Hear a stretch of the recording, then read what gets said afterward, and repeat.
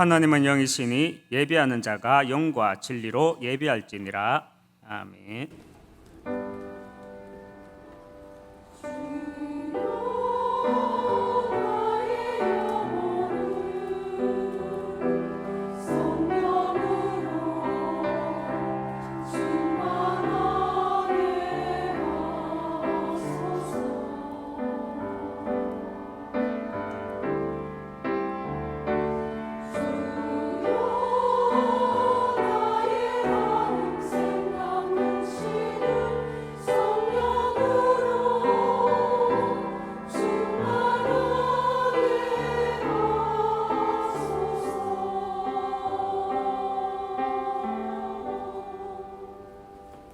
전능하사 천지를 만드신 하나님 아버지를 내가 믿사오며 그 외아들 우리 주 예수 그리스도를 믿사오니 이는 성령으로 잉태하사 동정녀 마리아에게 나시고 본디오 빌라도에게 고난을 받으사 십자가에 못 박혀 죽으시고 장사한 지 사흘 만에 죽은 자 가운데서 다시 살아나시며 하늘에 오르사 전능하신 하나님 우편에 앉아 계시다가 저리로서 산자와 죽은 자를 심판하러 오시리라. 성령을 믿사오며 거룩한 공회와 성도가 서로 교통하는 것과 죄를 사하여 주시는 것, 몸이 다시 사는 것과 영원히 사는 것을 믿사옵나이다. 아멘.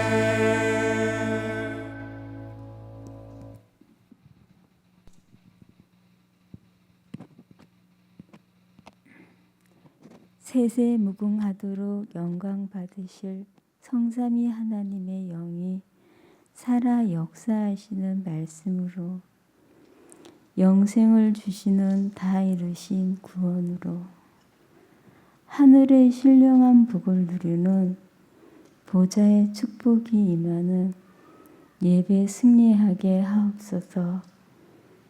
하나님이 보시기에 당연한 축복을 전에도 행하셨고 지금도 도우시고 미래에도 성취하실 오직의 언약을 선포하실 성경에 있는 교회와 본부 기도 제목을 아시는 성령께서 이루실 하나님의 나라의 일을 기대하며 기도로 기다리게 하옵소서.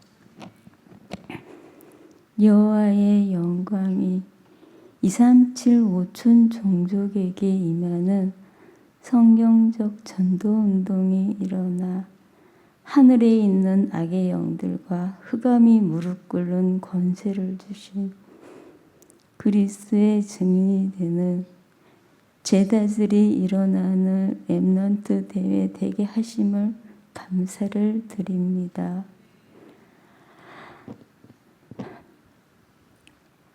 원죄와 허물로 주고 하나님과 반대되는 세상 우상 숭배하는 멸망하려는 죽고 내 안에 그리스도께서 사심으로 인생 최고의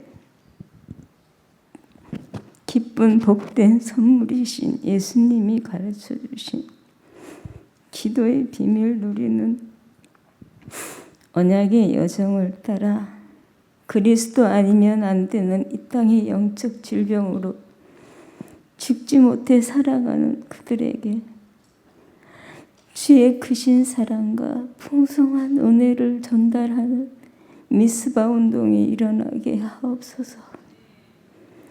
우리의 모든 것을 아시는 주께 감사드리며 나의 생명이 되시는 주 예수 그리스도 이름으로 기도드립니다. 아멘.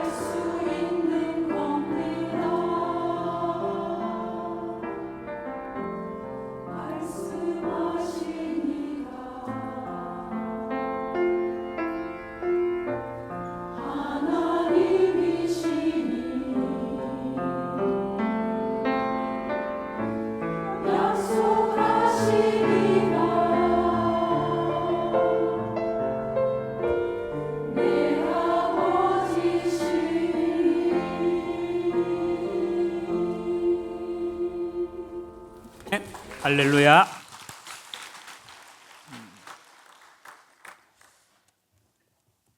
하나님 말씀 보겠습니다. 요한일서 3장 8절에서 12절 말씀입니다. 요한일서 3장 8절에서 12절 말씀 교독하도록 하겠습니다. 죄를 짓는 자는 마귀에게 속하나니 마귀는 처음부터 범죄함이라. 하나님의 아들이 나타나신 것은 마귀의 일을 멸하려 하심이라.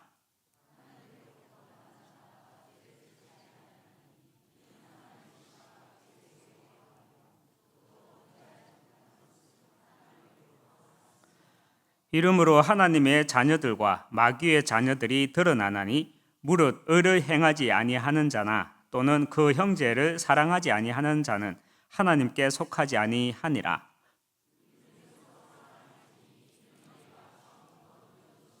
같이 읽겠습니다. 가인같이 하지 말라. 그는 악한 자에게 속하여 그 아우를 죽였으니 어떤 이유로 죽였느냐? 자기의 행위는 악하고 그의 아우의 행위는 어려움이라. 아멘. 창세기 4장 1절에 보면은 아담이 그의 아내 하와와 동침하매 하와가 임신하여 가인을 낳고 이르되 내가 여호와로 말미암아 득남하였다라고 말을 합니다. 그리고 창세기 5장 1절에서 3절에 보면 이것은 아담의 계보를 적은 책이니라. 하나님이 사람을 창조하실 때에 하나님의 모양대로 지으시되 남자와 여자를 창조하셨고 그들이 창조되던 날에 하나님이 그들에게 복을 주시고 그들의 이름을 사람이라 일컬었더라. 3절에 아담은 130세에 자기의 모양 곧 자기의 형상과 같은 아들을 낳아 이름을 셋이라 하였고 말씀을 합니다. 창세기 4장은 아담과 하와가 동침하여 낳은 가인의 후손에 대해 말씀하는데요. 특별히 내가 여호와로 말미암아 득남하였다라고 말을 합니다. 하지만 가인과 아벨의 사건이 지나간 후에 창세기 5장에서는 아담은 130세에 자기의 모양 곧 자기의 형상과 같은 아들을 낳아 이름을 셋이라 하였더라라고 말씀을 합니다.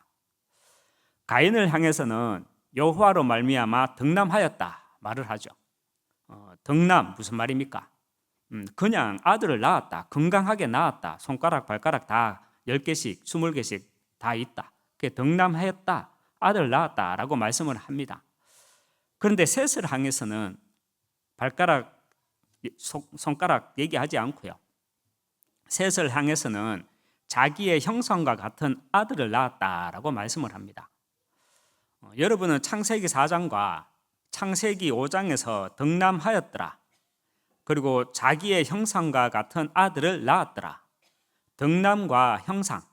이 말씀에서 하나님은 어떤 영적인 의미를 두는지 그 족보 속에 어떤 메시지가 있는지 여러분은 아시고 계십니까?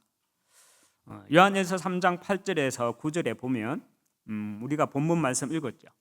죄를 짓는 자는 마귀에게 속하나니 마귀는 처음부터 범죄함이라. 하나님의 아들이 나타나신 것은 마귀의 일을 멸하려 하심이라. 그리고 9절에 하나님께로부터 난 자마다 죄를 짓지 아니하나니 하나님께로부터 나지 않은 자도 있다는 말이죠. 하나님께로부터 난 자마다 하나님께로부터 나지 않은 자도 있다는 말이죠. 이는 하나님의 씨가 그의 속에 거함이요 그도 범죄하지 못하는 것은 하나님께로부터 났음이라 말씀합니다. 그러면서 요한일서 3장 12절에 보면 가인같이 하지 말라. 그는 악한 자에게 속하여 그 아우를 죽였으니 어떤 이유로 죽였느냐? 자기의 행위는 악하고 그의 아우의 행위는 어려움이라 말씀합니다. 가인이 무엇을 했고 가인이 어떻게 했습니까? 가인은 근본적으로 본능적으로 피제사를 싫어하였습니다. 바로왕도 그랬잖아요. 피제사를 싫어하였잖아요. 그래서 가인은 피제사를 싫어해서 아벨을 죽인 것입니다. 성경에는 두 족보가 나옵니다. 가인의 족보 그리고 아벨 대신 얻은 아들 셋의 족보. 그런데 창세기 4장 가인의 족보와 셋의 족보가 기록된 창세기 4장과 5장 그 이후에 창세기 6장에서 무엇이라 말씀을 합니까? 1절과 2절에 사람이 땅 위에 번성하기 시작할 때에 그에게서 딸들이 나니 하나님의 아들들이 사람의 딸들의 아름다움을 보고 자기들이 좋아하는 모든 여자를 아내로 삼는지라. 그리고 4절에 보면 당시에 땅에는 네피림이 있었고 그 후에도 하나님의 아들들이 사람의 딸들에게로 들어와서 자식을 낳았으니 그들은 용사라 고대의 명성 있는 사람이었더라 말씀합니다. 여러분, 지금도 세상의 용사 그리고 명성 있는 사람들은 누구입니까? 솔직하게 하나님께로부터 난 자들입니까? 아니면 세상에 속한 가인 같은 악한 자들에게 속한 자들입니까? 우리는 창세기 4장의 족보와 창세기 5장의 족보를 통해서 영적인 통찰력을 가지고 구원 사역에 대한 하나님의 큰 그림을 볼 수 있어야 합니다. 하나님의 큰 그림을 볼 수 있기 위해서 요한일서 3장 9절에 하나님께로부터 난 자가 있고요. 그리고 요한일서 3장 12절에 가인같이 하지 말라. 그는 악한 자에 속하여 처음부터 피제사를 싫어하는 악한 자에 속한 자가 있다는 사실입니다. 그리고 하나님의 큰 그림을 볼 수 있기 위해 우리 인간은 죽음이 끝이 아니기 때문에 사실 육신은 썩어 없어지지만 사람은 죽어 없어지는 그런 존재가 아니죠. 사단도 영적인 존재로 죽어서 없어지는 존재가 아니죠. 그래서 하나님은 지옥이라는 처소를 만들어 놓으셨잖아요. 그래서 하나님은 오고 가는 인류 전체 구원의 역사를 위해서 가인의 후손, 악한 자에 속한 자들을 구원의 도구로 사용하기 위해 정말 경제와 문화를 맡기고 세상 것을 맡겼었다는 사실입니다. 그리고 하나님께로부터 난 자에게는 영혼 구원이라는 생명을 맡겼었다는 사실입니다. 우리는 창세기 4장과 창세기 5장 그 족보를 보면서 하나님의 구원의 역사를 우리는 볼 수 있어야 합니다. 이렇게 하나님의 큰 그림을 가지고 우리는 성경을 볼 수 있어야 합니다. 그래서 내가 하나님께로부터 난 자라면 우리는 하나님의 형상을 회복해야 합니다. 형상이라는 말은 히브리어로 젤렘이라는 말로요, 사람이 하나님의 형상을 따라 창조되었다. 이 말에는 크게 두 가지 의미가 있습니다. 먼저는 하나님의 성품이 사람에게 반영되었다는 의미입니다. 우리 인간은 지, 정, 의가 온전한 전인격인 거룩한 사람이었습니다. 하지만 타락으로 인해 가지고 지정의가 모두 부패하게 되었습니다. 하나님을 아는 지성과 지혜에서 눈이 멀어져서 나 중심, 그리고 자신이 죄인이라는 사실조차도 보지 못하는 그 창세기 3장에 잡히게 되었고요. 또 감정의衝動으로 쉽게 정욕에 넘어지고 탐심에 빠지는 창세기 6장 네피림에 잡히게 되었고요. 그리고 의지의 완고함으로 인해서 하나님의 뜻을 따르지 않고 내 뜻을 찾고 또 하나님을 내 마음에 두기 싫어하고 오히려 대적하는 창세기 11장 바벨 사상에 잡히게 되었습니다. 이것이 하나님의 형상을 잃어버린 우리 인간의 성품이죠. 하나님의 형상, 그 두 번째 의미는 사람은 모든 만상과 만물을 정복하고 다스릴 수 있는 권세를 부여받은 것입니다. 히브리어 젤렘이라는 기본적 의미는 하나님에게서 떨어져 나온 어떤 모습, 하나님과 연결된 단어, 이렇게 이해할 수 있습니다. 하나님에게서 나온 어떤 모습이 무엇입니까? 그리고 하나님과 연결된 단어가 무엇입니까? 하나님에게서 떨어져 나온 어떤 모습, 그리고 하나님과 연결된 단어가 무엇입니까?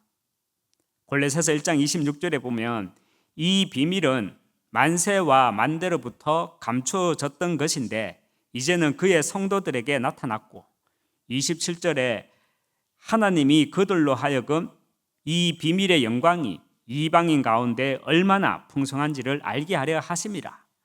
이 비밀은 너희 안에 계신 그리스도시니 곧 영광의 소망이니라 말씀을 합니다. 하나님에게서 나온 어떤 모습, 하나님과 연결된 단어, 그 하나님의 비밀, 그것이 무엇입니까? 바로 그리스도입니다.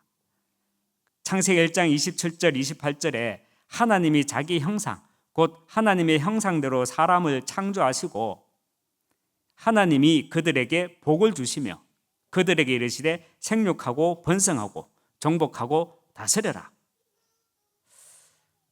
나는, 여러분은 여호와로 말미암아 아들과 딸로 그냥 태어난 자가 아니라 하나님의 형상을 가진 자로 이 세상의 모든 만상과 만물을 정복하고 다스리 그리스도의 대사로 대리 통치의 의무를 저와 여러분에게 주셨다는 말씀입니다. 그런데 의무에는 반드시 책임이 따르죠. 그 책임이 무엇입니까? 하나님의 형상대로 지음받은 그리스도의 대사라면요, 우리가 대리 통치의 의무를 하나님이 나에게 주셨다면 반드시 그 의무에는 책임이 따릅니다. 그 책임이 무엇이냐는 말입니다. 갈라디아서 1장 7절에 다른 복음은 없나니 다만 어떤 사람이 너희를 교란하여 그리스도의 복음을 변하게 하려 함이라. 그리고 갈라디아서 1장 9절에 이렇게 말씀합니다. 우리가 전에 말하였거니와 내가 지금 다시 말하노니 만일에 누구든지 너희가 받은 것 외에 다른 복음을 전하면 저주를 받을지어다. 이것이 대리 통치의 의무고 그 의무의 뒤에 따르는 책임입니다. 그리고 또 의무에는 반드시 책임이 따르는데 우리의 책임이 무엇입니까? 사도행전 1장 8절에 오직 성령이 너희에게 임하시면 너희가 권능을 받고 예루살렘과 온 유대와 사마리아와 땅끝까지 이르러 내 증인이 되리라 하시니라 말씀합니다. 저와 여러분이 땅끝까지 증인되는 것, 세상 끝날까지 증인되는 것, 이것이 대리 통치의 의무고 그 의무에 뒤따르는 책임입니다. 제가 하나님을 만나기 전에 막 방송 같은 데서 또 한 번씩 교회 주변을 지나가다 보면 성도들 간에 또 뭐 전도지를 이렇게 불쑥 내밀면서 이렇게 인사하는 말을 들었거든요. 당신은 하나님의 형상을 가진 그리스도의 향기입니다. 이렇게 말씀하시는 게 속으로 그게 무슨 냄새지? 여러분, 그게 무슨 냄새입니까? 당신은 하나님의 형상을 가진 그리스도의 향기입니다. 하나님의 형상을 가진 그리스도의 향기란 창세기 3장에 잡히지 않고 하나님을 아는 지성과 지혜, 그리고 감정의 충동과 탐심으로 창세기 6장 네피림에 잡히지 않는 정의와 창세기 11장 사람의 뜻이 아니라 하나님의 뜻을 따르는 의지, 즉 지정의를 잃어버리지 않는 성품을 가진 자로 내 안에 하나님 만나는 길 되시는 선지자권과 내 안에 하나님 떠난 죄 문제에서 빠져나오게 하는 제사장권과 또 내 안에 사단과 지옥 권세에서 빠져나오게 하는 왕권을 주셨다는 그 대리 통치의 의무, 이것을 회복하는 것이 하나님의 형상을 회복하는 것입니다. 당신은 하나님의 형상을 가진 그리스도의 향기입니다 라고 인사를 할 때, 또 인사를 받을 때 생각 없이 단어만 듣는 것이 아니라 내 안에서 복음이 정리되시기 주님 이름으로 축원합니다. 그래서 하나님의 형상을 가진 그리스도의 향기라면 하나님의 말씀인 성경에서 우리는 나의 정체성을 발견해야 합니다. 정체성이라는 것은 내 자리에서, 내 환경에서 찾는 것이 아니죠. 그건 자칫 끼워 맞추는 것이 될 수 있고요, 결과론이 될 수 있습니다. 내 자리와 내 환경에서 나의 정체성을 찾게 되면 오늘의 제자가 내일의 무리가 될 수도 있고요. 그래서 먼저는 기록된 하나님의 말씀인 성경에서 나의 정체성을 찾아야 한다는 말입니다. 창세기 1장 1절에 태초에 하나님이 천지를 창조하시니라 말씀을 합니다. 여러분, 하나님은 천지를 창조하시고 난 후에 나를 구원하시기로 계획하셨습니까? 아니면 창세기 1장 1절 그 이전에 이미 나를 아시고 나를 기억하시고 나를 구원하시기 위해 하나님이 천지를 창조하셨습니까? 답은 후자죠. 답은 하나님은 나를 구원하시기 위해 태초 시간을 창조하시고 천지를 창조하셨습니다. 예레미야서 1장 5절에 내가 너를 모태에 짓기 전에 너를 알았고 내가 배에서 나오기 전에 너를 성별하였고 너를 여러 나라의 선지자로 세웠노라 하시기로. 이사야 49장 1절에 섬들아 들으라 먼 곳 백성들아 귀를 기울이라 여호와께서 태에서부터 나를 부르셨고 내 어머니의 복중에서부터 내 이름을 기억하셨으며. 또 에베소서 1장 4절과 5절에 보면요, 곧 창세 전에 그리스도 안에서 우리를 택하사 창세 전에 그리스도 안에서 나를 택하였답니다. 그리고 5절에 보면 그 기쁘신 뜻대로 우리를 예정하사 말씀을 합니다. 하나님의 말씀이 성경에서 내가 보여야 됩니다. 렘넌트 7명이 보이는 게 아니라 히브리서 11장 믿음의 위인들만 보이는 것이 아니라 하나님의 말씀이 성경에서 나의 정체성은 나는 영원 속에 하나님 자녀였구나. 저와 여러분이 이 지구에서 살다가 죽으면 하나님 자녀 아닙니까? 여러분은 몇 년도에 영접 받았습니까? 영접 받기 전에는 하나님 자녀 아니었습니까? 영접 받기 전에도 하나님 자녀였습니다. 다만 하나님의 시간표였죠. 영원 속의 하나님 자녀. 그리고 나는 창세 전에 예비된 그리스도의 제자. 이것이 성경에서 나의 정체성을 찾아야 되는 겁니다. 그렇다면 나는 영원 속의 하나님 자녀, 그리고 창세 전부터 예비된 그리스도의 제자라면 창세기 1장 1절 그 이전에 무슨 일이 있었고 무슨 일로 인해 가지고 하나님은 나를 구원하시기 위해 창세 전부터 나를 예정하셨습니까? 궁금하지 않습니까? 우리가 성경 창세기 1장 1절이 있지만 2절, 3절, 4절, 5절 창세기, 출애굽기, 레위기, 민수기, 신명기 쭉 나갑니다. 창세기 1장 1절 그 이후에 하나님이 계셨고 그 이전에 하나님이 안 계셨습니까? 당연히 계셨죠. 그런데 그 이전에 무슨 일이 있었냐는 게 궁금하지 않습니까? 참 저도 궁금합니다. 그런데 여기에 대해서 성경은 이야기하지 않습니다. 언급하지 않습니다. 성경은 창세기 1장 1절을 시작으로 무엇을 선포합니까? 구원을 선포하십니다. 그러면서 창세기 1장 1절 그 이전의 이야기에 대해서 잠시 짧게 말씀하고 있는데 그 말씀이 어디에 나옵니까? 계시록 12장에서 나오죠. 7절에 하늘에 전쟁이 있었으니, 하늘에 전쟁이 있었다는 말은 우리가 말하는 우주 전쟁 같은 거, 하나님과 천사가 싸움이 됩니까? 창조주와 피조물이? 그런 전쟁이 아니죠. 8절에 이기지 못하여 다시 하늘에서 그들이 있을 곳을 얻지 못한지라. 9절에 큰 용이 내쫓기니, 큰 용 누굽니까? 큰 용이 내쫓기니 그가 땅으로 지구로 내쫓기니 그의 사자들도 그와 함께 내쫓기니라. 10절 끝에 보면 우리 하나님 앞에서 밤낮 참소하던 자가 쫓겨났고 말씀을 합니다.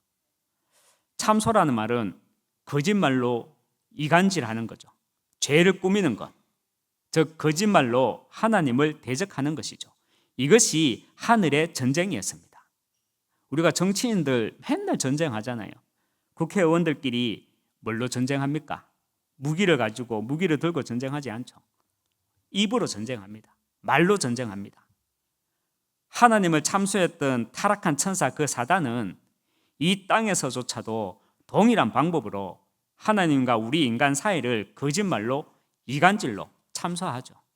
이것이 창세기 3장 선악과 사건입니다.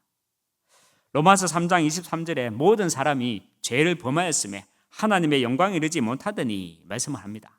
모든 사람이라는 말은 오고 가는 모든 인류를 말합니다. 앞으로 올 인류, 지나간 인류, 모든 인류를 말합니다. 성경은 수천 년 전에 기록된 말씀이지만 수천 년 전에 기록된 이 말씀은 오고 가는 모든 인류와 지금 나를 위해서 미리 하나님은 기록하셨습니다. 왜입니까? 우리 인간은, 나는 이 땅에서 육신의 몸을 입고 있을 때 구원을 받고 영생을 얻어야 하는 존재이기 때문입니다. 어떻게 구원받고 영생을 받습니까? 그리스도 대신 예수를 통해서 하나님을 만나는 것입니다. 그래서 하나님은 우리 인간들이 그리스도를 알도록 하시기 위해 성경에서는 이렇게 말을 합니다. 사단이라는 존재를 구원의 도구로 사용하시는 것입니다. 그래서 창세기 3장은요, 원시복음이고 은혜 언약입니다. 우리가 사실 궁금하잖아요. 저도 궁금합니다. 우주가 얼마나 클까? 과연 외계에는 있을까? 저도 창세기 1장 1절 그 이전의 영적 세계가 궁금하거든요. 하지만 성경에서는 딱 잘라서 말씀합니다. 요한복음 20장 21절에 오직 이것을 성경을 기록함은 너희로 예수께서 하나님의 아들 그리스도이심을 믿게 하려 함이요 또 너희로 믿고 그 이름을 힘입어 생명을 영생을 얻게 하려 함이라 말씀을 합니다. 그리고 요한복음 21장 25절에 보면 예수께서 행하신 일이 이 외에도 많으니 만일 낱낱이 기록된다면 이 세상이라도 이 기록된 책을 두기에 부족할 줄 아노라 말씀합니다. 창세기 1장 창조 사역 때부터 영원 전부터 창조 사역에도 함께 하셨던 그 예수님께서 창세기 1장만 낱낱이 기록한다면 저 같은 머리 가지고는 목사 뭐합니다. 그런데 감사하게 이렇게 얇게 낱낱이 기록하지 않고 얇게 구원에 관한 이야기, 그리스도에 관한 이야기, 영생에 관한 이야기만 기록해 놨습니다. 내가 하나님의 형상을 가진 그리스도의 향기라면, 그리고 나는 영원 속에 하나님의 자녀, 그리고 나는 창세 전에 예비된 그리스도의 제자라면 우리는 미래를 가지고 가야 합니다. 제 딸아이가 이제 누워서 한 번씩 이렇게 복숭아를 먹어요. 그리고 또 자두도 먹어요. 그냥 네 누워서 자두 먹고 복숭아 먹으면 씨 목에 걸리면 죽어 이러니까 괜찮아 천국 가면 되지 뭐 이러는. 벌써 살기 싫은가 봐요. 여러분 그런 사고가 사실 믿음은 아니죠. 우리는 내가 천국의 확신을 가지고 그냥 세월을 흘러보내는 것이 아니라 우리는 천국의 확신과 함께 미래를 가지고 가야 합니다. 기후변화가 이렇게 심해지면서 기후학자들이 인간에게 끼치는 그 기후변화가 인간에게 끼치는 직접적인 영향에 대해 많은 연구를 하고 있습니다.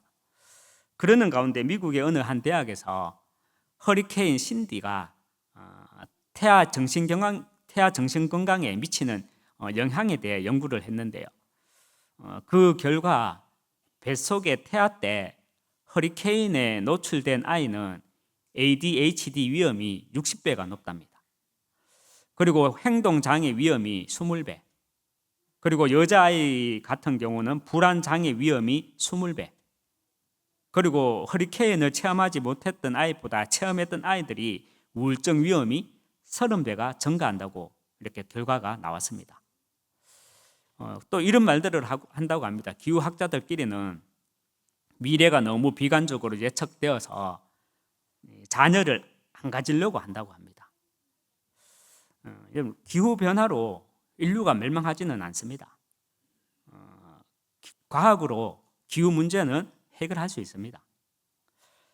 미래를 가지고 간다는 말은 시대의 문제와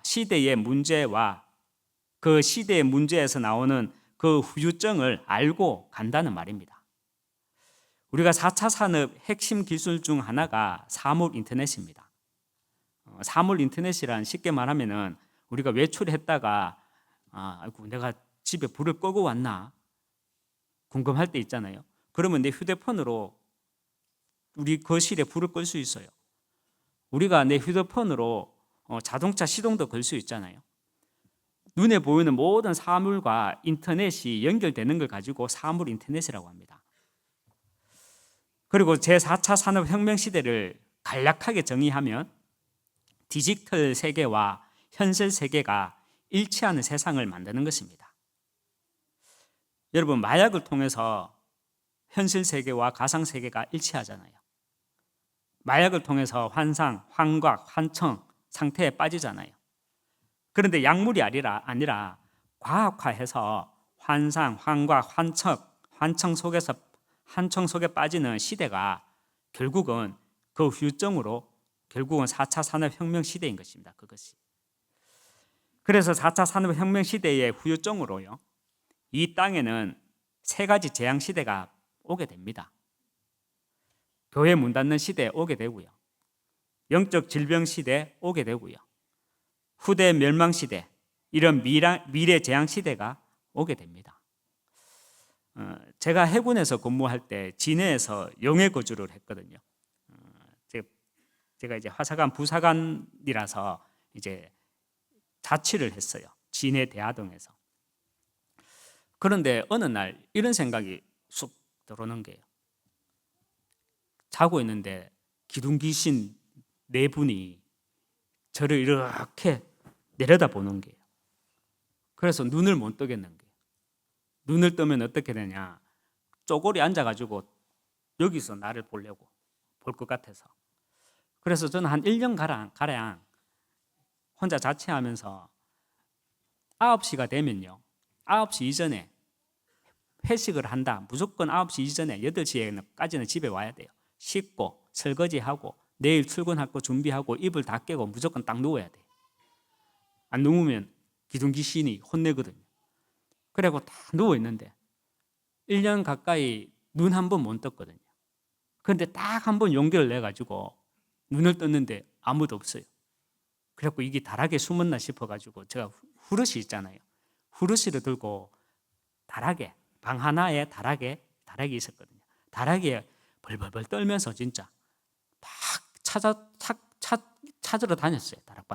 다락에 없죠. 그러다가 어느 날 이제 제가 목욕탕을 갔는데 몸무게를 재는데 47kg인가 8kg인가 이래 나가더라고요.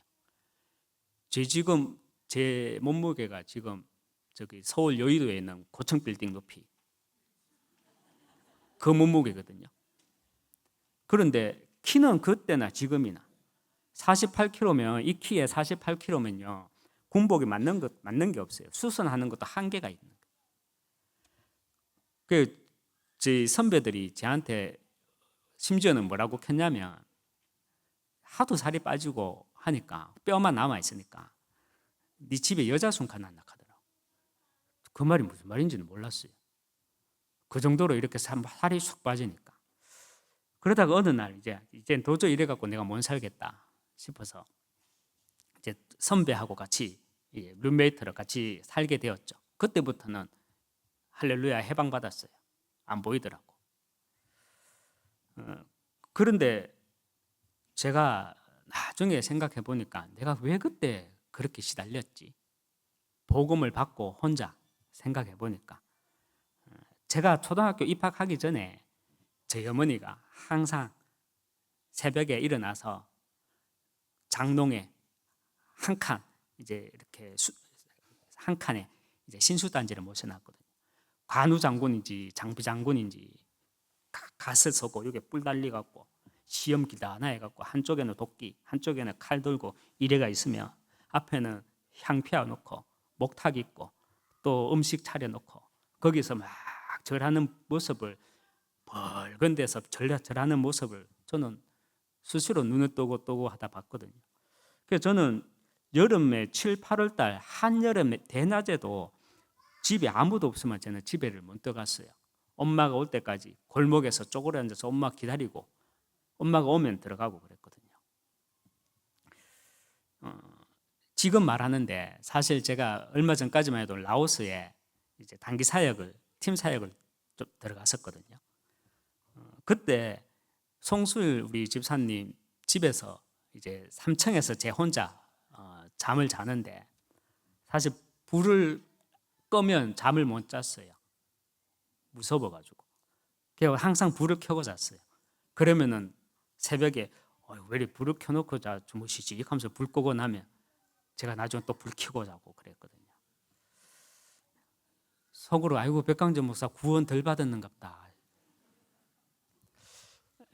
구원 덜 받은 게 아니고요. 여러분 귀신이라고 하면 관뚜껑 열고 무덤에서 나오는 그런 존재입니까? 제가 이 말씀을 드리는 것은 후유증을 말씀드리고 싶습니다.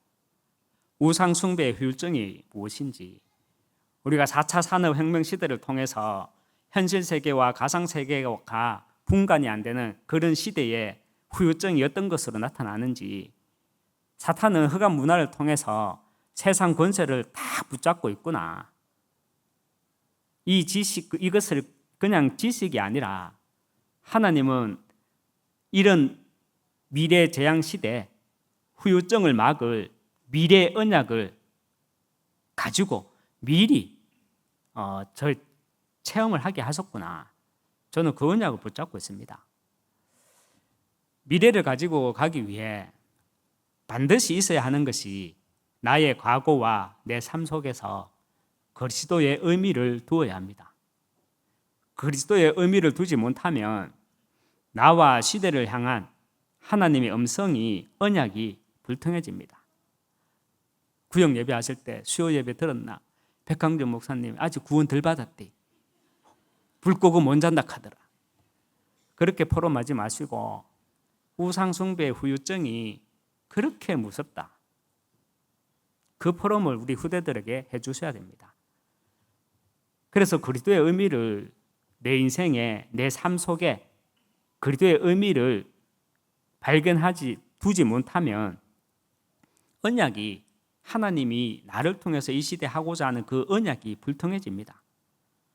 그런데 왜 나는 내 과거와 내 삶 속에서 그리스도의 의미를 발견하지 못합니까? 하나님의 소원과 나의 소원이 다르기 때문입니다. 그래서 내 인생과 내 삶 속에서 그리스도의 의미를 담지 못하는 겁니다. 우리 영상 20초짜리인데 잠깐 한번 보겠습니다. 어제 하원유원지를 갔었는데 오전에 이제 누구를 만나러 갔었는데 저렇게 목탁도 그리고 저 낙동강에 미꾸라지를 방생하더라고요. 그래서 우리 집사님한테 어디서 오셨냐고, 저 오시는 분들이냐고 하니까 현풍에 어디 절에서 오신대요. 그러면서 막 스트레스를 받으시더라고요. 그 미꾸라지 뿌리다가 헛디뎌가지고 강에 빠지면 어떡하려고? 그럼 자기 공무원 책임이잖아요. 그러니까 집사님 입장에서는 스트레스 받겠죠. 그렇지만 제가 옆에서 포럼해 줬습니다. 집사님, 자기 개인이나 자기 후대들이나 집에 아무 일이 없으면 비 오는 날 우산 쓰고 저 가겠습니까? 저기 가운데 한 3, 40명 되더라고요. 거기에서도 세 가족이 있을 건데 우리가 옆에서 이렇게 보면서 동영상 찍고 사진 찍고 이렇게 하는데 안 쪽팔리겠냐? 오죽 답답하면 척하겠냐? 이렇게 포럼 해줬거든요. 여러분, 저 사람들이 비는 소원이 무엇이겠습니까? 창세기 3장 나 중심에서 빠져나오게 하여 주시옵소서. 창세기 6장 네피림 문화를 우리 후대들이 정말 알고 정복하게 하여 주시고, 하나님을 대적하고 있는 이 창세기 11장 바벨 문화에서 정말 빠져나올 수 있도록 내 한 사람이 그 현장에 망대로 서게 하여 주시옵소서. 이런 기도했겠습니까? 내 새끼 잘 되게 해달라고, 우리 남편 사업자 되게 해달라고, 우리 집에 있는 모든 재수 없는 일, 이 미꾸라지 일을 바치니 이 미꾸라지한테 다 갚아줘. 그런데 우리가 저 사람의 소원과 우리가 같은 소원이 되면 안 되죠. 우리는 죽는 존재가 아닙니다. 쉽게 말해서 그냥 죽는다, 이렇게 100세 되면 죽는다 하지만 사실 우리가 죽습니까? 죽음이 끝입니까? 시작이죠.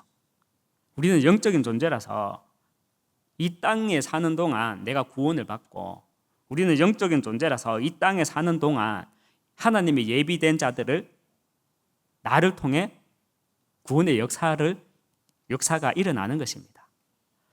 하나님은 나를 만상과 만물을 정복하고 다스릴 그리스도의 대사로 대리 통치의 의무를 주셨는데, 내 소원은 다른 것부터 강구하니까 내가 이 땅에 태어남과 또 내 삶 속에서 그리스도의 의미를 두지 못하는 것입니다. 저와 여러분은 하나님께 덕남한 사람, 여호와께 덕남한 사람, 덕려한 사람, 그런 세상에 속한 사람이 아니라 하나님께로부터 난 자입니다. 하나님께로부터 난 자란 하나님의 형상을 가진 자입니다. 하나님의 형상을 회복하기 위해 먼저는 영원이라는 하나님의 시간 속에서 나를 발견하고 나를 볼 수 있어야 합니다. 이때 우리는 이 땅에서 천국의 시민권을 누리면서 우리는 내 소원을 가지고 가는 것이 아니라 미래를 가지고 갈 수 있습니다. 말씀을 맺겠습니다. 요한일서 5장 4절에 무릇 하나님께로부터 난 자마다 세상을 이기느니라.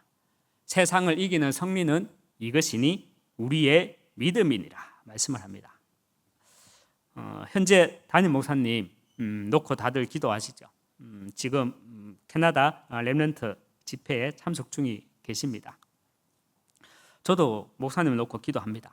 기도할 때 먼저는 이렇게 기도합니다. 많은 문제와 또 불신앙의 역사 속에서 우리가 해외 현장 나가면 인간관계 또 어떤 현실 문제 이런 것들도 부딪히거든요.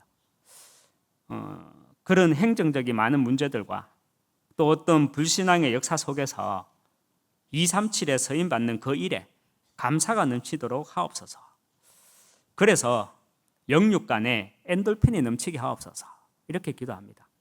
우리 담임 목사님 오고 가는 비행기 정말 발바닥 붓지 않고 허리 아프지 않고 건강하게 잘 돌아오게 해주세요. 그런 기도는 전 솔직히 안 합니다.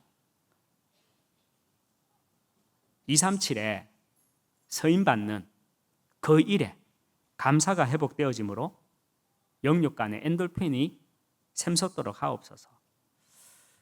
저와 여러분 또한 하나님께로부터 난 자로 미래를 알고 가는 이 시대에 남은 자, 순례자, 정복자로 부르심에서 나오는 그 정체성의 감사로 정말 이 한 시대 승리하는 인생 되시기 주님의 이름으로 축원합니다. 기도하겠습니다. 기도하기 전에 광고 하나 드리겠습니다. 예배 후에 이 시간 예배 후에 렘넌트 리더 수련회와 WRC 및 여름 행사를 위한 장로 기도회가 한 홀에서 있습니다. 기도하기 원하는 모든 성도분도 참석해 주시면 감사하겠습니다. 기도하겠습니다. 하나님 아버지 감사합니다. 여호와께로 덕남한 사람이 아니라 하나님께 난 자로 하나님의 형상을 가진 자로 특별히 영혼이라는 하나님의 시간 속에서 하나님의 자녀요 그리스도의 제자라는 그 정체성을 가지고 이 땅을 살아가는 동안 천국 시민권을 누리는 가운데 우리가 내 것 가지고 가는 것이 아니라 사명을 가지고 미래를 가지고 갈 수 있도록 하나님 그 믿음을 더하여 주시옵소서. 예수 그리스도 이름으로 기도합니다. 아멘.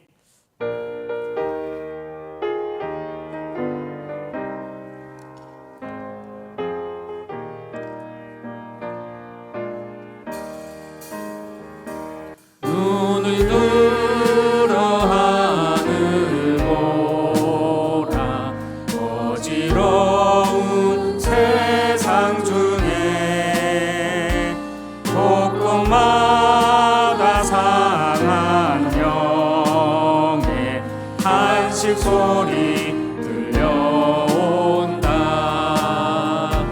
빛을 잃은 많은 사람, 길을 잃고 헤매이며 낭자처럼 기진하니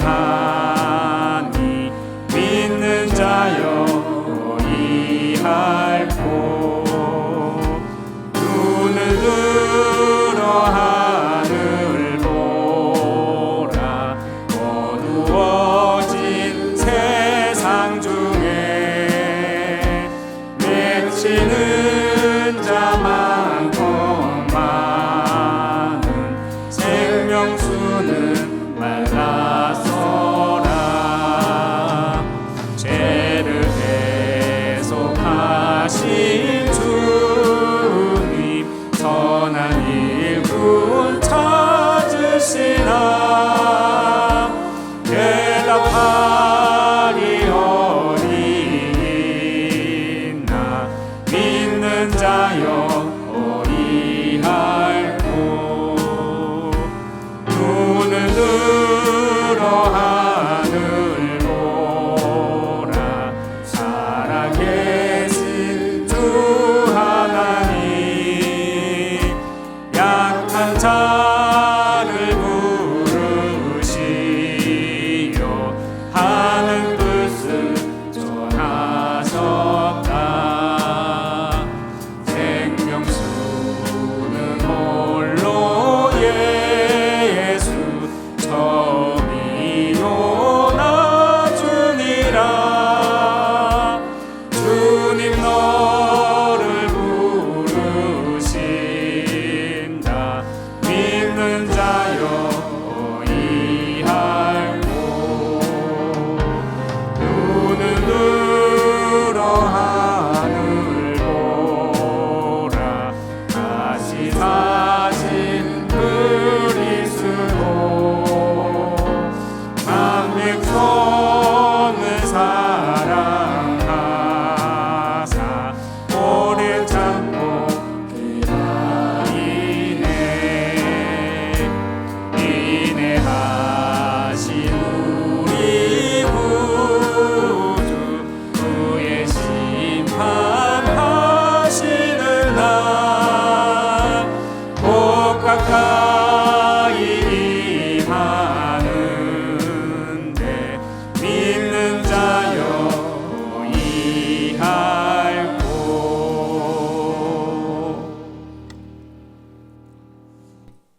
만유의 주 되신 우리 주 예수 그리스도의 은혜와 하나님의 크신 사랑과 성령의 내주인도 역사 교통 충만하심이 하나님의 형상을 가진 자로 그리스도의 향기가 넘쳐남으로 세상을 이기고 승리하길 원하는, 그래서 미래를 가지고 반드시 승리하기 원하는 여기 모인 모든 하나님의 사람들 머리 위에, 우리 가정과 후대들 위에, 몸된 교회 위에 지금부터 영원토록 항상 함께 있을지어다. 아멘.